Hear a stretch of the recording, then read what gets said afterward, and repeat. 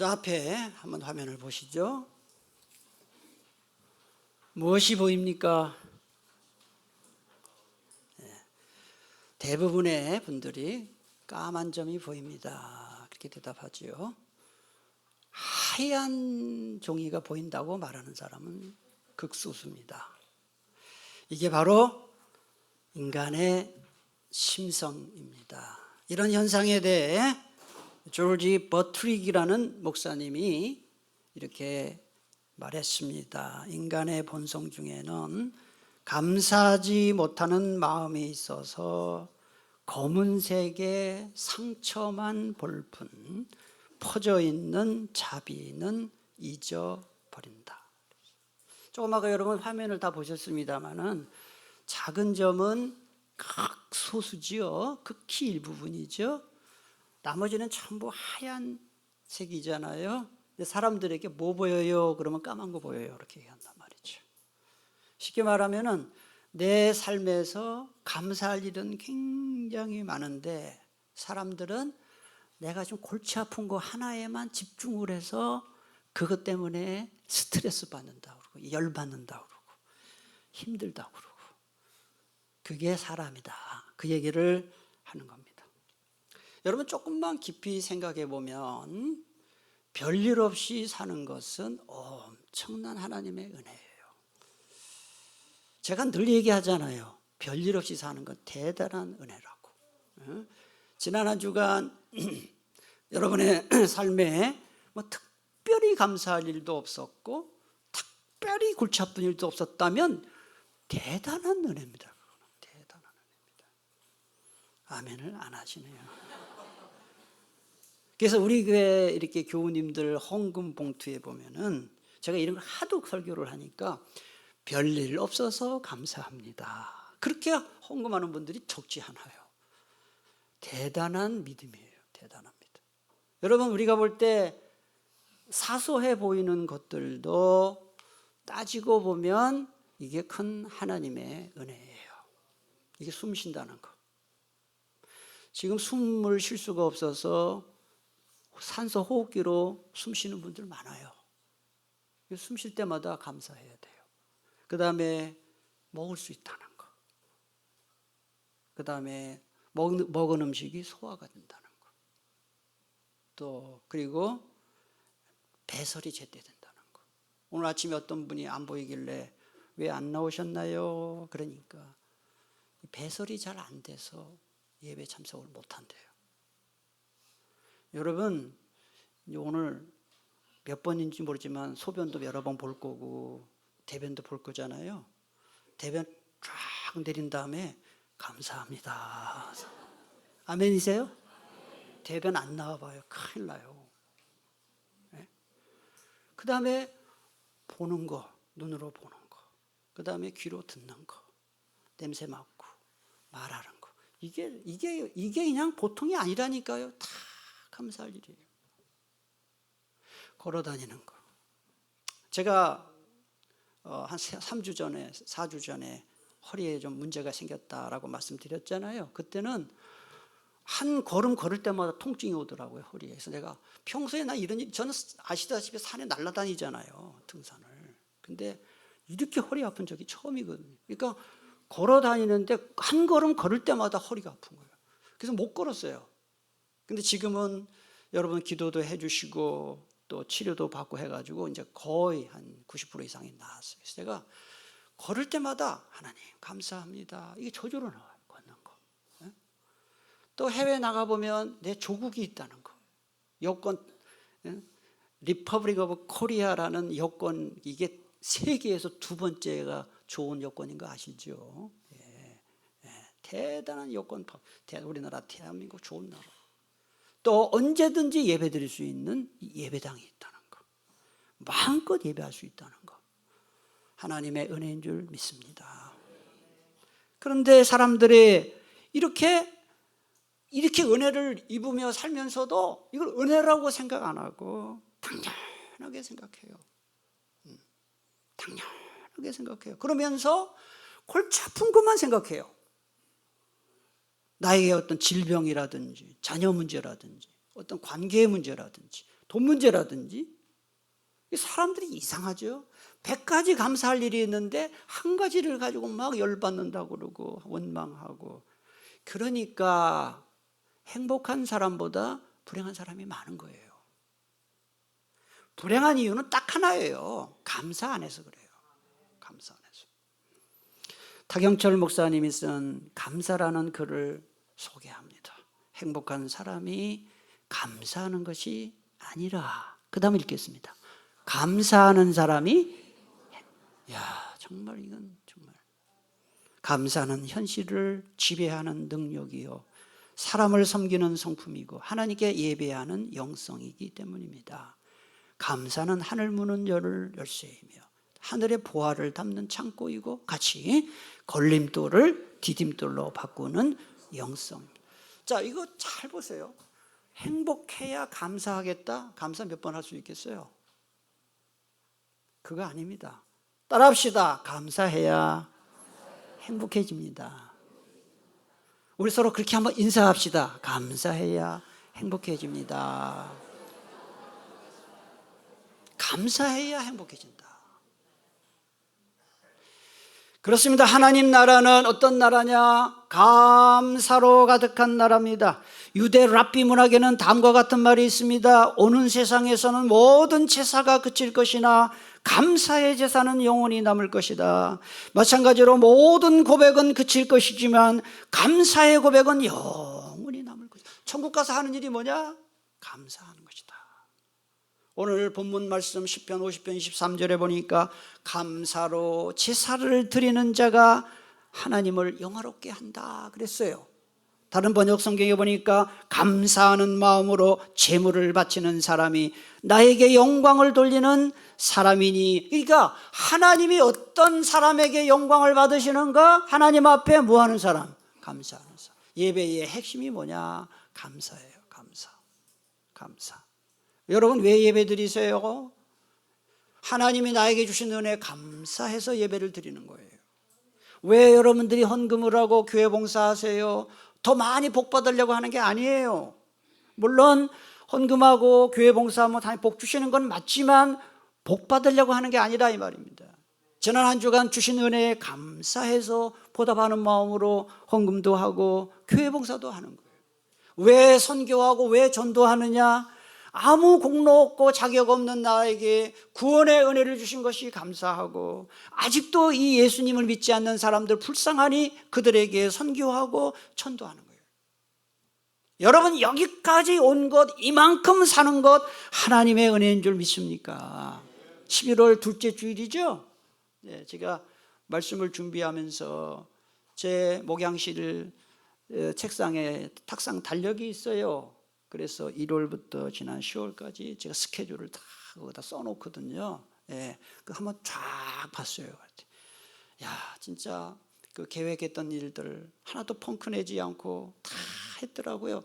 저절로 하나님께 감사하는 하나님, 이렇게 건강 주시고 감당할 수 있는 은혜 주셔서 감사합니다. 여러분 저뿐이겠어요? 여러분도 여기까지 올 수 있었던 것, 이만큼 올 수 있었던 것, 오늘 예배 나올 수 있었던 것 전적으로 하나님의 은혜인 줄로 믿습니다. 찬송가 429장에 보면 이런 가사가 나와요. 세상 모든 풍파 너를 흔들어 약한 마음 낙심하게 될 때에 내려주신 주의 복을 세어라. 주의 크신 복을 내가 알리라. 세상 근심 걱정 너를 두르고 십자가를 등에 지고 나갈 때 주가 내게 주신 복을 세어라. 두려움 없이 항상 찬송하리라. 세상 권세 너의 앞길을 막을 때 주만 믿고 낙심하지 말아라. 천사들이 너를 보호하리니 염려 없이 앞만 보고 나가라. 같이 읽겠습니다. 받은 복을 세어보아라. 크신 복을 내가 알리라. 받은 복을 세어보아라. 주의 크신 복을 내가 알리라. 복을 세라 그래. 받은 복 세봐라. 고린도전서 4장 7절에 보니까 네게 있는 것 중에 받지 아니한 것이 무엇이냐? 네가 받았은즉 어찌하여 받지 아니한 것 같이 자랑하느냐? 이런 말이 나와요. 여러분 지난날의 삶을 뒤돌아보면 정말 감사할 것밖에 없잖아요. 하나님께 감사하는 사람이 예배를 드리고 예배하는 사람의 마음속에 하나님이 그 마음에 감사하는 마음을 주셔요. 그래서 여러분들 오늘 예배 마치고 돌아갈 때 내가 예배를 잘 드렸느냐 잘못 드렸느냐는 뭘 보면 판단하면 딱 맞느냐 하면은 예배 드리고 마치고 내 마음속에 감사와 기쁨이 얼마나 있느냐를 보면 예배를 제대로 드렸느냐 못 드렸느냐를 알 수 있어요. 우리 교회 나오는 교우 여러분들 무슨 예배가 됐든지 예배 드리고 돌아갈 때 여러분의 마음속에 참 감사하다, 기쁘다, 이런 예배 성공자들이 다 되기를 축복합니다. 시편 116편 12절에 보면 이런 말씀이 나옵니다. 이거는 제가 청년 시절에 이 말씀을 내가 붙들고 살아야 되겠다 했을 때 인생의 좌우명으로 삼았던 성경 구절이에요. 새벽기도 때 이 말씀을 자주 인용을 해요. 우리 함께 봉독하겠습니다. 내게 주신 모든 은혜를 내가 여호와께 무엇으로 아멘이십니까? 이 말씀 정말 좋은 말씀이에요. 하나님의 내게 주신 은혜를 어떻게 보답할까? 이런 마음으로 살면 우리의 삶이 달라지지 않겠나요? 미국의 제39대 대통령을 지낸 지미 카터라는 분이 계시지요. 이분이 현직에 있을 때, 제가 대학교 막 들어갔을 때 그때 그 대통령이 지미 카터였어요. 이 지미 카터 대통령은 현직에 있을 때는 아주 인기가 없었어요. 그리고 미국 역사상 성공하지 못한 대통령 중에 한 사람으로 평가를 받았던 분입니다. 그런데 대통령이 물러난 이후에 가장 존경받는 전직 대통령이 되었어요. 그래서 미국 역대 대통령 중에서 가장 훌륭한 전직 대통령 하면 지미 카터를 꼽아요. 그 사람들이 그에게 물었어요. 당신은 일생 동안 뭐가 가장 감사합니까? 그렇게 물었어요. 그 사람들은 이제 그거 무슨 대답을 하나 하고 입을 뚫어지게 쳐다보고 있었어요. 사람들은 예상했어요. 저분은 대통령을 했으니까 내가 세계를 움직이는 미국의 대통령이 된 거 감사하다. 또는 부자니까 부자가 된 것에 감사하다. 100살까지 살았잖아요. 건강하게 산 것에 감사하다. 이런 대답이 나올 줄 알았어요. 그런데 지미 카터 전 대통령이 이렇게 대답했어요. 나는 일생 동안 모든 것에 감사하며 살았지만 특히 세 가지 일에 크게 감사합니다. 잘 들어보세요. 첫째, 내가 예수 그리스도를 믿고 죄사함 받아 영생 얻었다는 것입니다. 둘째, 내가 집사의 직분과 교사의 직분을 받아 교회를 섬길 수 있었다는 것입니다. 셋째, 주님이 나에게 목수의 은사를 주셔서 어려운 사람들에게 집을 지어줄 수 있었다는 것입니다. 일국이 아니라 세계 움직이는 세계 대통령, 미국의 대통령을 지낸 사람이 첫 번째 감사가 구원받은 은혜 감사라. 이게 참 제게 도전이 되었어요. 그 다음에 교회에서 집사, 교사의 직분 감당한 거 감사했어요. 세 번째, 이렇게 그분 헤비타트 운동했죠. 집 짓기 운동에서 어려운 사람 집 지어주는 운동. 무엇에 감사하고 무엇에 하나님 앞에 감사하는지를 보면은 그 사람의 수준을 알 수 있어요. 로또에 당첨돼서 감사하고 뭐 10,000원짜리, 20,000원짜리. 그 다음에 뭐 게임에서 뭐 이겨서 감사하고 그 수준이 어떤 수준이겠어요? 여러분, 예수 믿고 구원받은 감사가 있습니까? 교회에서 직분 받은 감사.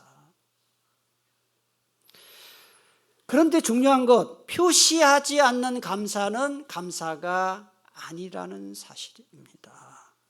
표시하지 않는 감사, 표현하지 않는 감사는 감사가 아니다. 누군가를 정말 사랑하는 사람은 그 대상을 위해서 시간을 내주고 돈을 아낌없이 내주죠. 사랑하니까. 이건 뭘 보면 알 수 있죠?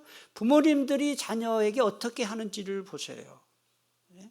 돈을 내주고 시간을 내주고 자기 모든 것을 다 주잖아요. 사랑해서 그래요. 누군가를 정말 감사하는 마음이 있는 사람은 어떤 식으로든지 감사를 표현합니다. 마음으로만 감사하고 마음으로만 사랑한다? 거짓말이에요. 그거는 위선이에요. 나 당신 사랑하는 거 알지? 나 당신한테 감사하는 거 알지? 아무 표시가 없어요. 그건 거짓말이에요. 그건 다 위선이에요. 네. 여러분 결혼식이나 장례식 때 축의금을 내고 조의금을 내지 않습니까? 근데 여러분은 그런 고민이 없나요? 조의금이나 축의금 할 때 얼마 해야 되나? 그런데 결국 보세요. 그 액수는 그 액수를 보면은 경조사의 당사자와 어떤 관계인지를 금방 알 수 있습니다.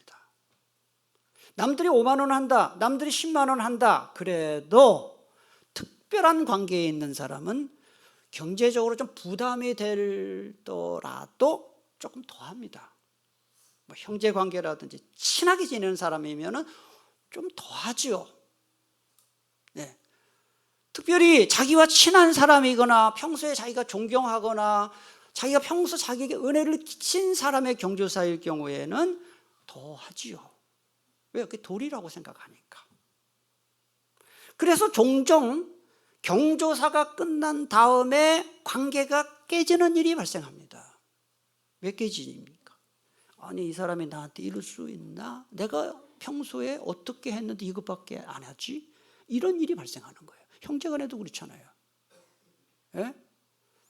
그러니까 여러분 감사하다고 마음으로만 먹고 있다, 감사하다는 생각이 있다, 그게 표현이 안 되는 것은 다 거짓말이다. 하나님은 인격적인 분이라는 거 여러분 배우셨죠? 우리 하나님은 우리 사람처럼 의지가 있고 감정이 있습니다.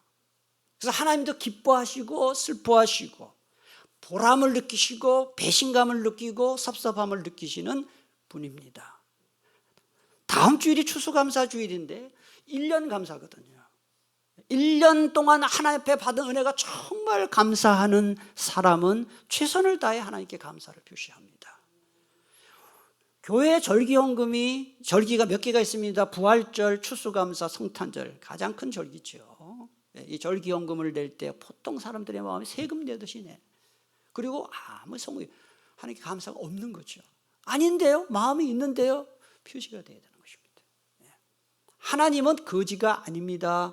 온 세상의 돈이 다 하나님의 것이지만은 우리의 이런 절기헌금이나 주일헌금이나 감사헌금이나 11조를 통해 우리의 마음을 보고 계시는 겁니다. 여러분 다시 한번 이 헌금에 대해서 여러분들이 다시 생각을 해야 됩니다. 감사는 표시되어야 된다는 거예요. 두 번째로 생각할 것은 모든 일이 내 뜻대로 되지 않아도 감사하라는 거예요. 따라합시다. 모든 일이 내 뜻대로 되지 않아도 감사하라. 사도 바울이 말이죠. 그리스라는 나라의 고린도에 있을 때 이탈리아의 로마 교회를 방문하고 싶어 했어요. 그런데 아무리 계획을 세우고 기도를 해도 그 길이 막혔습니다. 로마로 갈 계획이 막혔습니다. 또 사도 바울은 데살로니가 교회를 방문하고 싶어 했습니다. 그곳에서 3주밖에 머물지 못했기 때문에 데살로니가 교회의 교인들이 걱정이 되었던 것이지요. 그 길도 막혔습니다. 자기의 소원과 자기의 뜻대로 되지 않았는데 결국 그 결과가 무엇인가? 그래서 나온 것이 로마서와 데살로니가 전후서라는 성경이 나와요. 사도 바울이 가고 싶었는데 못 갔는데 결과적으로 편지를 보낸 것이 로마서가 되고 데살로니가 전후서가 돼요.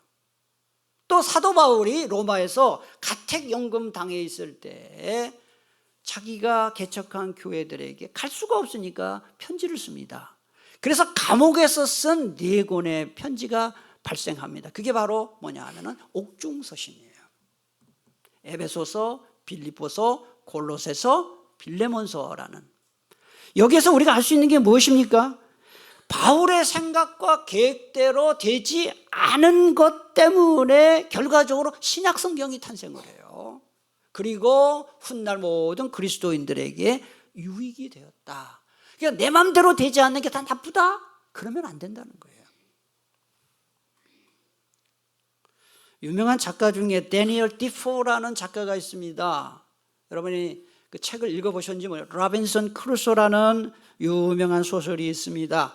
무인도에서 그가 갇혀 있을 때 체험한 걸 쓴 소설인데요, 그는 무인도에 고립되는 절망적인 상황에서 다음 4가지를 감사합니다. 첫째, 물에 빠져 죽지 않은 것에 감사했고요. 두 번째로 섬에 먹을 수 있는 열매가 있어서 감사를 했습니다. 세 번째로 해치는 맹수가 없어서 감사했습니다. 네 번째로 날씨가 덥기 때문에 옷이 필요하지 않음에 감사했어요. 여러분이 만약에 무인도에 고립됐다, 감사할 일이 있겠습니까? 그 똑같은 상황인데도 어떤 사람은 감사하고 어떤 사람은 절망하고 낙심합니다. 내 뜻대로 되는 일보다 내 뜻대로 되지 않는 일이 훨씬 많은 게 인생입니다. 제가 늘 얘기하지요. 잠언 16장 9절에 보니까 사람이 마음으로 자기의 길을 계획할지라도, 그 다음 읽겠습니다. 그의 걸음을 인도하시는 이는 여호와시니라. 내 마음대로 되지 않습니다, 인생에. 제가 인생 여정을 이렇게 뒤돌아보면은, 젊을 때는 내가 원하는 대로 되지 않으면 막 속이 상하고 막 실패한 것처럼 생각이 되고 그랬어요. 그런데 이제 50이 넘고 60이 넘고 이렇게 인생을 조금 살아보니까요, 지금은 이제 어느 단계까지 왔냐 하면은 내 마음대로 되지 않아도 또 하나님이 뭔가 뜻이 있겠지, 하나님이 이 길을 통해서도 좋은 일 주실 줄 믿습니다, 이런 생각이 들어요. 그리고 이런 생각이 있어요. 어차피 인생은 내 마음대로 안 돼요. 내 뜻대로 안 돼요. 그걸 받아들여야 되는 거예요. 모든 일이 내 마음대로 되지 않을 때 우리가 꼭 기억해야 할 중요한 진리가 있습니다. 하나님이 한쪽 문을 막으실 때는 반드시 다른 쪽 문을 어떻게 해주신다? 열어주신다. 하나님이 한 개의 문도 열지 않고 닫아놓는 일은 없어요. 그러므로 우리가 일이 꼬일 때는 닫힌 문을 바라보면서 막 열받고 원망하고 이러지 마시고 열린 문을 바라보면서 그 길로 가며 감사해야 돼요. 그럼 그 길을 통해서 좋은 일이 열립니다. 우리가 어떤 일을 할 때는 최선을 다해야 되지만 항상 최선의 길만 갈 수는 없어요.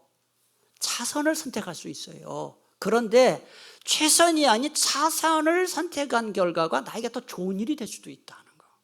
그게 하나님의 섭리. 로마서 8장 28절, 우리가 알거니와 하나님을 사랑하는 자 곧 그의 뜻대로 부르심을 입은 자들에게는 같이 모든 것이 합력하여 선을 이루느니라 그랬어요. 이건 모든 것이 합력한다는 게 뭐예요? 좋은 일, 나쁜 일, 기쁜 일, 슬픈 일. 우리가 생각할 때 이건 아닌 것 같은 일을 통해서도 하나님은 우리를 좋은 길로 인도하시는 하나님이시다. 이 믿음이 여러분에게 있기를 바랍니다.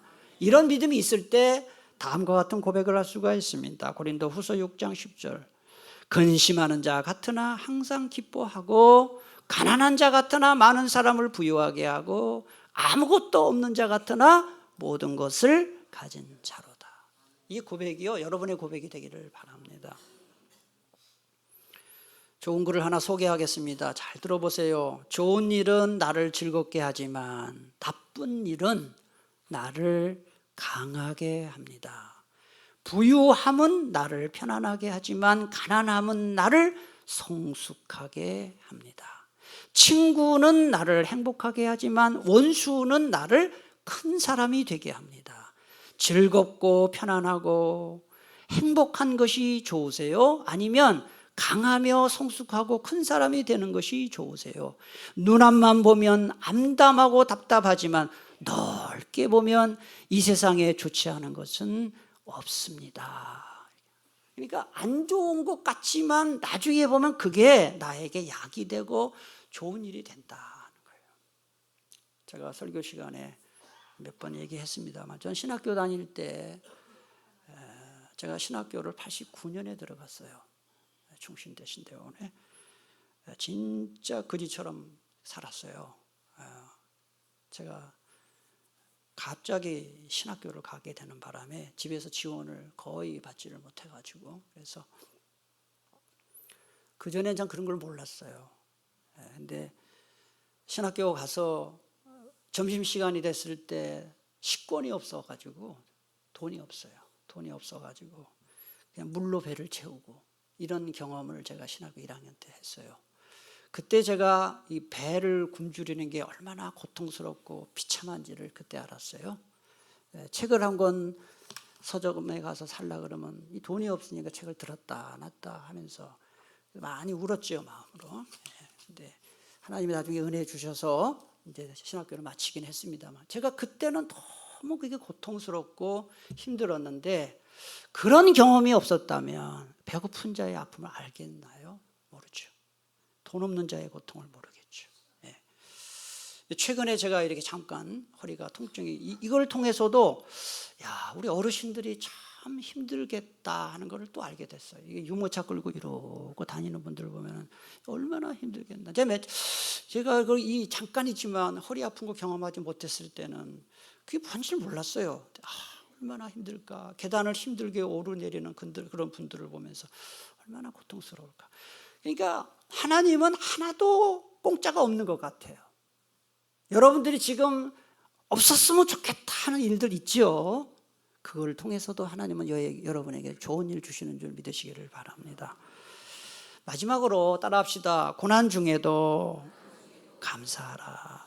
사도 바울은 아시아와 유럽을 선교한 위대한 선교사고요, 신학 성경의 절반을 기록한 위대한 신학자지요. 그런데 사도 바울이 중병을 앓고 있었다는 사실 여러분 아세요? 성경에는 무슨 병이라고 나오진 않지만 육체에 가시를 주셨다 했어요. 그래서 신학자들이 연구를 합니다. 그래서 사도 바울은 심각한 눈병, 안질이 있었을 것이다, 이렇게 말하는 사람도 있고, 심각한 두통 얼마나 힘듭니까? 심지어는 바울에게는 간질병이 있었다, 이렇게 말하는 학자들도 있어요. 어떻게 뭐 간질병이든지 두통이든지 눈의 질병이, 이거 다 심각한 거 아닌가요? 학자에게, 선교사에게는. 그런데 이 분명한 건 바울이 그런 중병을 앓고 있으면서도 위대한 일을 했다는 사실, 그리고 이렇게 고백을 했어요. 고린도후서 12장 7절 10절에 이렇게 고백을 합니다. 여러 계시를 받은 것이 지극히 크므로 너무 자만하지 않게 하시려고 내 육체에 가시고 사탄의 사자를 주셨으니 이는 나를 쳐서 너무 자만하지 않게 하려 하심이라. 그러므로 내가 그리스도를 위하여 약한 것들과 능력과 궁핍과 박해와 곤고를 기뻐하노니 같이 읽습니다. 이는 내가 약한 그때에, 여러분이 굉장히 몸이 약해 있거나 상황이 약해져 있을 때일수록 주님이 더 함께 하신다는 거예요. 아멘이십니까? 여러분 잘 나갈 때 여러분 주님 의지할까요? 의지 안 합니다. 어려울 때 주님 의지하잖아요. 그러니까 고난을 당할 때, 힘들 때는 주님이 나와 더 함께 하시는 때다, 이거를 알아야 됩니다. 그래서 그는 감사를 잃지 않았던 것입니다. 결과적으로 사도 바울은 고난 때문에 교만하지 않을 수가 있었다, 고백한 거예요. 나는 고난이 없었으면 교만했을 텐데 고난 때문에 교만하지 않을 수 있었고, 고난 때문에 주님을 더 의지하며 살았다 하는 거예요. 이제 설교 끝나자마자 찬송을 다 같이 부를 텐데 384장을 이따 부를 거예요. 그 1절의 가사가 이래요. 잘 들어보세요. 나의 갈 길 다 가도록 예수 인도하시니 내 주 안에 있는 긍휼 어찌 의심하리요. 믿음으로 사는 자는 하늘 위로 받겠네. 무슨 일을 만나든지 뭐랍니까? 만사형통하리라. 무슨 일을 만나든지 만사형통하리라. 여러분 이 가사만 보면 이 찬송을 작시한 분이 굉장히 성공하며 살았을 것으로 착각하기 쉬워요. 무슨 일을 만나든지 만사형통하리라. 무슨 일을 만나든지 만사형. 그런데 이 찬송시를 쓴 분이 패니 크로스비 여사예요. 앞에 사진이 나오죠. 이분이 쓴 거예요. 지금 눈에 뭘 쓰고 있나요? 안경이 아니죠. 시각장애인입니다. 이 패니 크로스비 여사가 많은 찬송가를 작시하고 작곡했는데 우리나라 찬송가에 23곡이 실려 있습니다. 여러분 다 아는 찬송, 예를 들면은 40장 찬송으로 보답할 수 없는 그 사랑, 31장 찬양하라 복되신 구세주 예수, 144장 예수 나를 위하여 십자가를 질 때, 288장 예수를 나의 구주 삼고, 540장 주의 음성을 내가 들으니, 279장 인애하신 구세주여 내 말 들으사, 435장 나의 영원하신 기업 생명보다 귀하다. 여러분 다 아는 찬송이죠. 주옥 같은 찬송들인데요, 놀랍게도 이런 주옥 같은 찬송을 작사하고 작곡한 이 크로스비 여사는 95년을 살았는데 평생 시각장애인으로 살았던 분이에요. 평생을. 태어난 지 6개월 만에 병원에 갔는데 의사가 실수해서 눈이 멀어버린 거죠. 아니 원래 시각장애인으로 태어난 것도 아니고, 자기가 사고를 당해서 시각장애가 된 것도 아니고, 의사가 실수해서 시각장애로 95년을 살았다면 보통 사람 같으면 이게 얼마나 원통할 일이고 한 맺힌 인생을 살았을까요? 그러나 크로스비 여사는 그렇게 살지 않았습니다. 감사하며 살았습니다. 그 비결이 2절에 나와요. 한번 가사를 보세요. 나의 갈 길을 다 가도록 예수 인도하시니, 그 다음 같이 읽을까요? 어려운 일 당한 때도 족한 은혜 주시네. 나는 심히 고단하고 영혼 매우 가라나 나의 앞에 반석에서 샘물 나게 하시네. 나의 앞에 반석에서 샘물 나게. 여기 보면 빨간 것이 어려운 일 당할 때도 뭘 주신다 그랬어요? 족한 은혜를 주신다. 이게 그를 붙들었던 것이죠. 크로스비 여사의 고백대로 우리가 인생의 큰 어려움을 당할 때마다 주님은 내가 당하는 어려움보다 더 큰 은혜를 주셔서 어려움을 등이 극복하게 하시는 줄 믿으시기를 바랍니다. 지금 무슨 일 때문에 여러분 힘드세요? 어떤 우환이 있어요? 기억하세요. 그것보다 더 큰 주님의 은혜가 있다는 사실을 말이죠. 그러면 이길 수 있습니다. 말씀을 정리합니다. 19세기 영국 성공의 성직자였던 존 헨리 뉴먼은 아주 멋있는 말을 남겼습니다.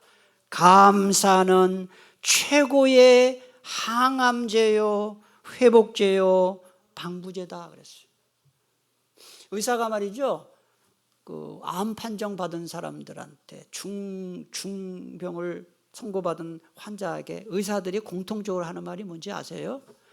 병은 환자가 고치는 거예요. 그런 말을 해요. 환자의 이 마음이 중요해요. 그렇게 말해요. 실제로 그래요. 긍정적인 마음, 나는 낫고야 말겠다, 이런 의지를 가진 사람은 낫지만, 비교적 경한 질병이라도 난 이제 죽었어, 나는 이제 죽고야 말 거야, 이런 사람은 못 나요. 그러니까 이 감사가 얼마나 중요한지 몰라요. 미국의 소설가 헨리 밀러는 말합니다. 감사의 크기에 따라 행복의 크기가 결정된다. 영국의 스필가인 아이작 월트는 말합니다. 하나님의 주소는 두 곳인데 한 곳은 하늘나라이고 다른 한 곳은 어디예요? 하나님이 어디 계시냐? 감사하는 성도의 마음에 있다.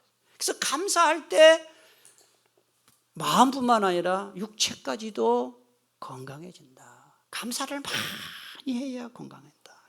그래서 우리가 하루를 시작할 때 하루를 시작하는 첫 마디 따라합시다. 하나님 감사합니다. 여러분 아침에 일어나서 하루를 시작할 때 첫 마디가 하나님 감사합니다. 그렇게 하세요. 그 하루에 가장 많이 가장 자주 할 말도 감사합니다. 하나님께도 물론 이거 사람이에요. 제가 선진국 이렇게 여행을 많이 다녀보는데 조금만 이렇게 호의를 베풀어 사람 땡큐 땡큐 땡큐라는 말을 수도 없이 써요. 일본에 갔더니 일본 분들은 아리가또 아리가또 그런 말을 무지 많이 쓰더라고요. 그러니까 이 선진국 사람들의 공통점이 뭐냐면은 감사를 잘해. 그 다음에 잘하는 게 I'm sorry, 미안합니다, 스미마셍, 이런 그런 거를 많이 써요. 많이. 여러분 하루 종일 여러분들이 감사하다는 말을 몇 번이나 하세요? 하나님께도 그렇고 조금만 감사할 일이 있어도 주님 감사합니다. 또 주변 사람들에게 하고요. 하루를 마감하는 말도 감사합니다. 감사하는 사람의 마음속엔 하나님이 계시고 불평하는 사람의 마음속에는 마귀가 관다는 것이고. 여러분 혹시 지금 마음속에 예배를 드리면서 왜 이 설교가 안 끝나? 그 속에 마귀가 있습니다. 지금 30초 안에 끝냅니다. 내 맘대로 안 될 때도, 또 슬프고 괴로운 일이 있을 때도 기억하세요. 고난은 고난으로 끝나지 않고 반드시 고난 속에는 고난의 크기만한 행복의 씨앗이 숨겨져 있다. 고난 중에도 하나님의 선한 섭리를 믿으며 감사하며 평생 감사하며 사시기를 축복합니다. 기도하겠습니다. 하나님